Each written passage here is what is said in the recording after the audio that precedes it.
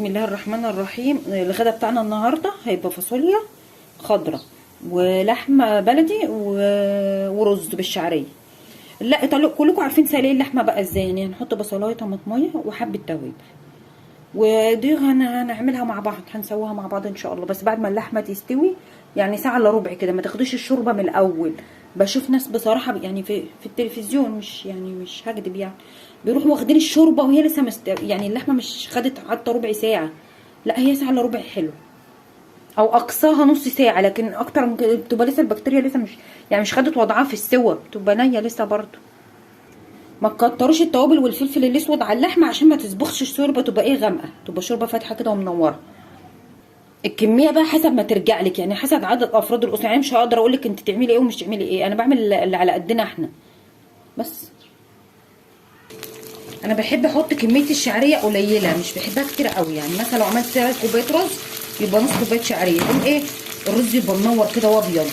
وبعدين ما بشيلش ايدي من الشعريه خالص. بعدين اجيب اللي على الجناب كده وما بشيلش ايدي منها عشان كلها تبقى لون واحد كده.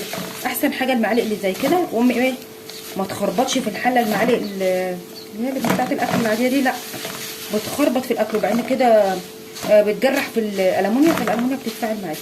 دي حلوه وجميله، والمعالق الخشب بتسود ومش بتبقى حلوه، دي احسن انواع. بصي يبقى انك تجيب الجناب كده من فوق ومن تحت كده عشان ايه يبقى كلها تحمير واحد.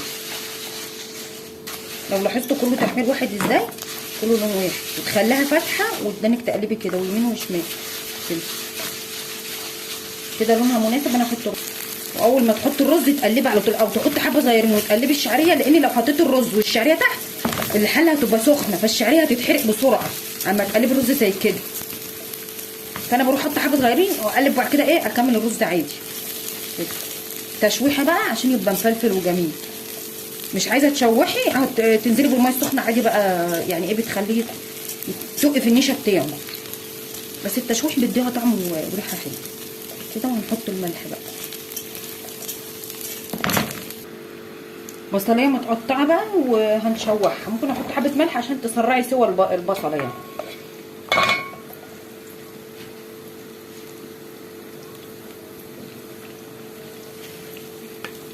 اللي هو الملح بتاع ده ايه اللي انت هتحطيه بتاع الطبخه بتاعك يعني، ما تكترش عشان انت طبعا هتسقيه شرب.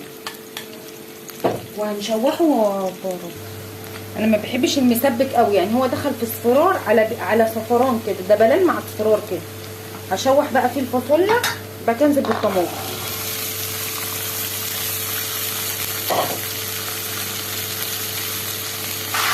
دي كيس الطماطم اللي انا كنت حطاها في الفريزر بس سبيتها جاهزه، عشان كده ايه انا شوحت الفاصوليا عشان لما تسبكوا الطماطم وترجعوا تعملوها تاني هتحرق يعني تحرق على الصدر، وهتبقى مش تبقى تقيله. هي متسبكه ومنعنعه في الفريزر، يبقى هي تاخد تشويحتين كده بس وخلاص. وننزل بقى بالشرب وملح وفلفل بس كده. تقطعوا بس من الطماطم يعني دقيقه كده بس، بعد كده ايه ننزل بقى بالشوربه عليه. ما شاء الله الفاصوليا جميله ومنوره في الطبق ازاي. لما تخففوا الشوربه بتبقى جميله.